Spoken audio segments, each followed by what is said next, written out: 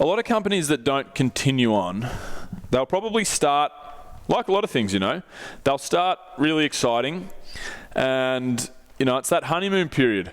They'll start really exciting, everything will be, no matter how bad something's going, it'll be okay, and, the smallest win will be celebrated hugely, and so on and so forth. Well, for me, the trips were hard because I had this this mixture of, imposter syndrome, and also I had a lot of debt, so I was always stressed for cash on trips and so forth. But I still definitely had that honeymoon period where I was like, all right, cool, I'm doing something amazing, I feel like I'm doing a good job of it, the brand's going to be cool. And I always thought AdventureFit would be the biggest company on the planet.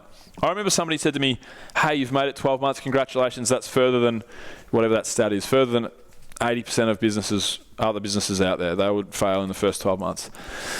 And I was just shocked when somebody said that to me. I was like, what? I was like, far out. I've never even contemplated failure. It's never even crossed my mind that could happen. Like, AdventureFit's going to be huge. It's a beautiful thing. It's too good to be true, So I certainly had that honeymoon period, and that went for a good 12 or 18 months. But then, so let's say AdventureFit was a 5-year thing, from concept to when we ran our last trip, and it pretty much was. So concept, 6 to 9 months, 12 months in, by that stage we'd run our first trip, awesome. The next probably 9 months, honeymoon period, love and life, just really, I really was. And I loved, one thing that I always did love was loved meeting the people every single time I would meet them. You can't put a price on friendship, and I never will. And that's always been, the highlight for me with AdventureFit. It's never been the things that we do, the stuff that we see, that all becomes boring and mundane. The people that we meet, I'll never be able to replace those friends that I've made. But I definitely went through a period where, okay, cool, honeymoon period's over. What do we do now? All right, cool. Well, we'll start a podcast. We'll inject some life into the brand, and it'll get me fired up, and it'll be a good way to, create content and engage with people and so forth. And I fucking love the podcast, and this is why I'm still doing it today. And we're re-releasing the podcast, Brolosophy now. But that wore off as well a little bit. So it got to the point where AdventureFit was, all it was really for a long time there was just really extremely stressful. So because I started AdventureFit with a lot of debt, what actually happened was, I believe that the travel industry, the model is really tough. You're trying to sell something that you don't need. So that's very expensive, sorry. So if you think of like 4 quadrants of sales, so there's selling stuff that is, cheap that you need, and you'll always sell that. Then there's, that's like toothpaste and toilet paper, whatever. There's stuff that you don't need that's really cheap. You'll also be able to sell that. No worries. So, ticket to the movies, and a trip to, a whole weekend away with your partner or whatever. Then there's stuff that you do need that's expensive, and that's, okay, cool, that's like doctors and lawyers, and you get cancer, you're not going to go, sorry bro, can't afford it, I'll figure this out myself, doc. You're going to go, okay, cool, take me to the best physician in the world. Lawyers, you don't want to go to jail, you'll go, get yourself in trouble, you go to a good lawyer. And then there's stuff that you don't need that's expensive. So that's where we are. We're the top end of that, $5,000, $6,000, $7,000, whatever it was, for an experience. Life-changing experience for so many people, but how do you actually, how do you make that a tangible thing? You're not selling a product, you're selling a feeling, and that's very hard to sell. And it's also a luxury item. So the business model for me sucks. I actually hate the business model of travel. I had a mentor, Rob McNaught, who, I'll say mentor, but he really just gave me a little bit of advice when I was very much first getting off the ground. And I said to him after a couple of phone calls, only phone calls with Rob, we never met face to face, but a couple of phone calls that I went in depth with him and asked him all the questions in the world, and it would have been the dumbest questions. I'd love to hear what I was asking now. But at the very end of that conversation, I said to Rob, if you had one piece of advice, for me going out and starting this, what would that one piece of advice be? And he said, Bill, my one piece of advice is don't start. Whatever you do, do not start what you're about to start. And I thought he was joking, obviously, at the start. And then, sure enough, he wasn't, and that's why, You're always looking over your shoulder. When am I, it's so cyclical, the basically seasons and how and when people will buy, and, if there's a downturn, that never really happened with me, but, it's a terrible model. And starting the business without any money meant that I ran just incredibly close to not having enough money to run a trip every single time it ran for about 2.5 years there.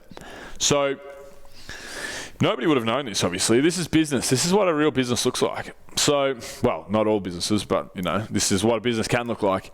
And it's about faking it till you make it, putting on a brave face and scratching and clawing and trying to, do everything you can to not let anyone down. And that was the thing that scared me the most always was, as I said, people would come to us because they needed something in their life. They needed a kickstart. They needed some time away. They needed to, get themselves back on track, whatever it was. And I didn't realize this till later on in the piece, but that was truly it. People really needed something, and they wanted us to be that thing. So people trusted us so much, and I, put so much pressure on myself to give these guys, all of our adventure fitters, the greatest experience known to man. So imagine this position, which is a position that I was routinely in, and by routinely I mean every single time we ran a trip, and we would run a trip every 2 months. Imagine you would get 3 weeks out from a trip, and you would look at your finances, and you would say, all right, cool, I need to come up with $20,000 in order to make this trip happen, or I'm going to let 10 people down. Just teleport yourself into my shoes for a little bit there. It was a fucking nightmare, It was the stuff that would make you sick to your stomach. Absolutely sick to your stomach. And, that's what it dealt with every single 2 months, every single 2 months. And I would do far out, man. I was creative. Like, I would release the most epic trip of all time, and I would say, guys, here's a trip to Iceland, first time ever, book in quick, you'll get $750 off to the first, 3 people that pay in full, whatever it was, these ridiculous marketing campaigns that would take away all of our margin on the actual trip that we were selling in order to hurry people to throw money into our bank account. I borrowed money off my mum and my grandma, so $20,000 each. And that's still the debts would pile up. And every time I'd be in the same position, I got to a holding pattern where, we weren't going into really more debt, but every time, and it was just, man, I ran one trip that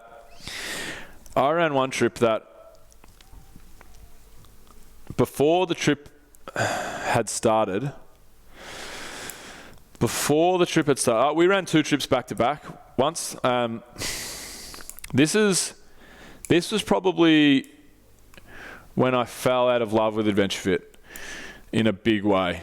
This is what was the nail in the coffin for me. And I had Athena not come around, I probably would still be trying to make AdventureFit work, driving it forward because I'm driven and stubborn and I'm an idiot. But this particular point in time, so what happened was we had a trip that was running that my team were leading, and the day that the trip was starting, we had enough money in our bank account to cover part of the trip. So we had tons and tons, a lot of money outstanding that we were expecting. But I'd run out of ideas, I'd run out of, we had enough for 3 days to run of a 7-day trip at the start of the trip. And I had 72 hours to find the other $12,000 or $13,000, whatever it was.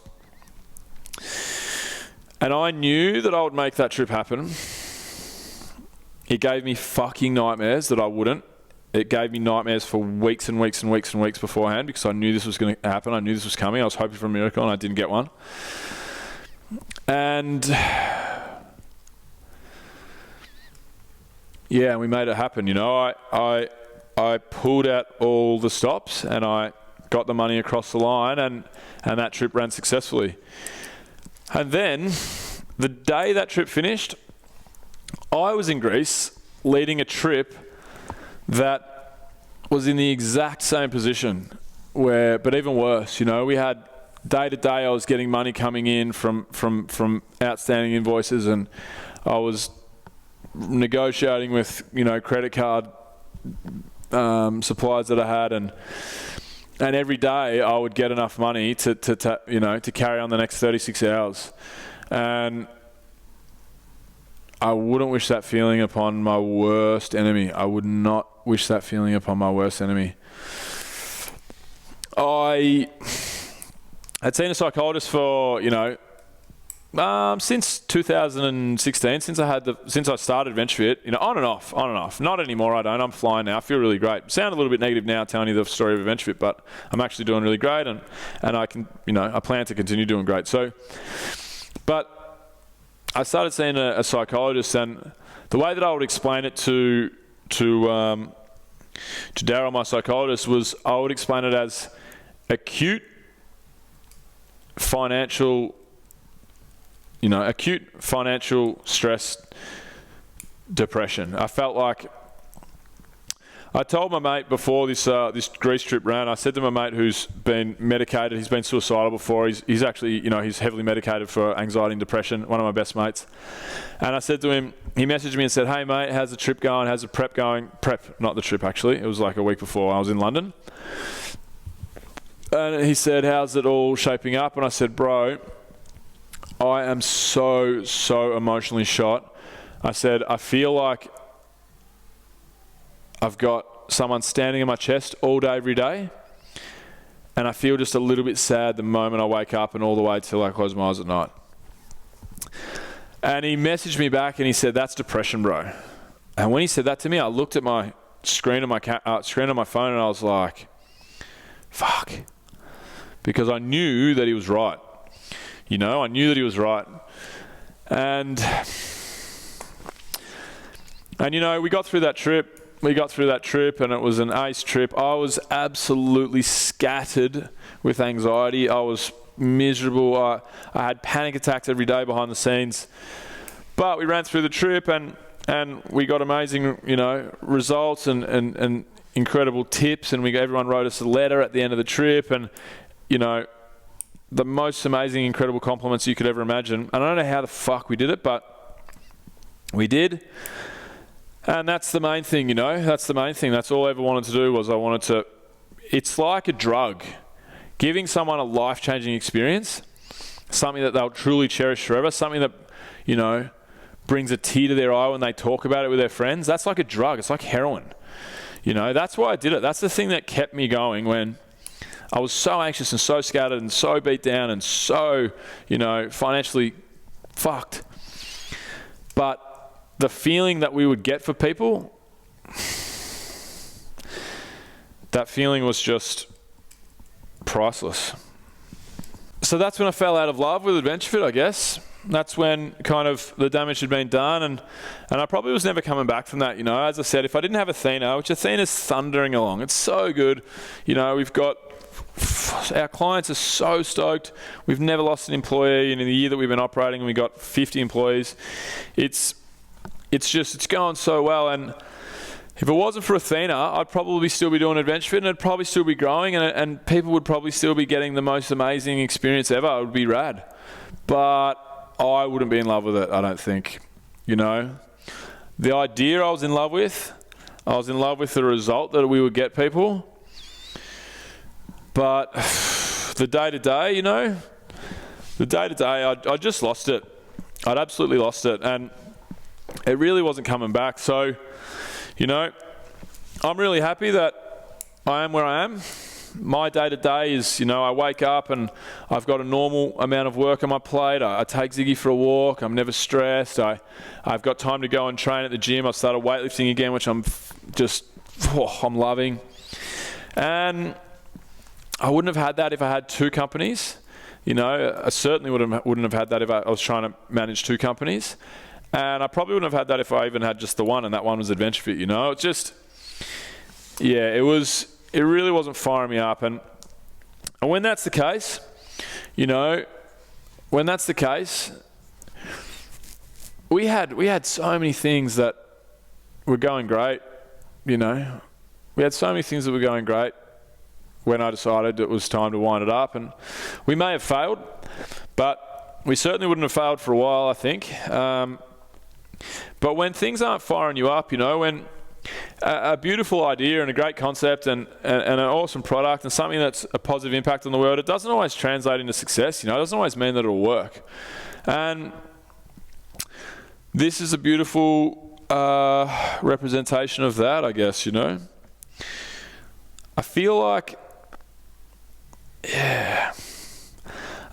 the arc of AdventureFit is very similar to the arc of Daenerys Targaryen, you know, Stormborn, Mother of Dragons. I feel like the idea was so beautiful, you know. Everybody loved it. Everybody loved her so much. And towards the end, under heavy-duty stress, it basically torched a fucking city full of people. And that's the best analogy that I can come up with. That city full of people was just my emotions.